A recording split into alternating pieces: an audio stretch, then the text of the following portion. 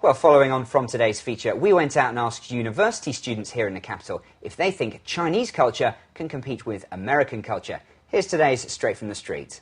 Currently, the influence of Chinese culture in the world is far behind that of the U.S. culture.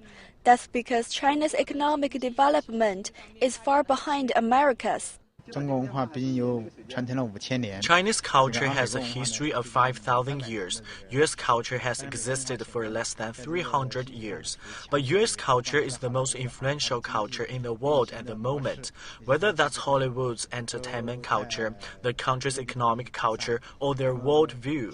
But I think the economic crisis will change that. I think Chinese culture will eventually become more influential. If I was rating the influence of culture, I'd give American culture 100 points and Chinese culture 70. Although China is growing, the U.S. is still the strongest and the most influential power in the world. I think at the moment Chinese culture is not as influential as U.S. culture, but it is growing. Culture is a soft power, but its development depends on hard power.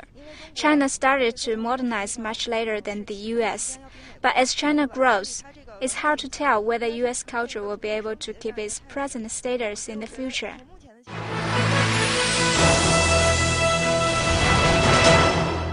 Well, time now for the question of the day. Today it comes from Beth in Manhattan. She asked, is it true that you have to take an AIDS test before coming to China? Mark?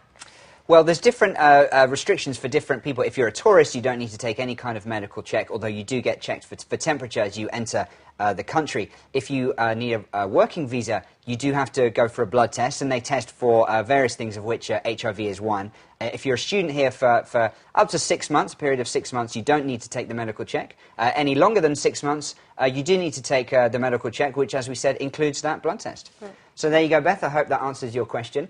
Remember, every day we answer your questions about life here in China. You can send those questions to news@bonlive.com. That's it for me for now. But do stay with us. Coming up in just a moment, I'll have Media Watch, a roundup of all the stories making news in the Chinese media.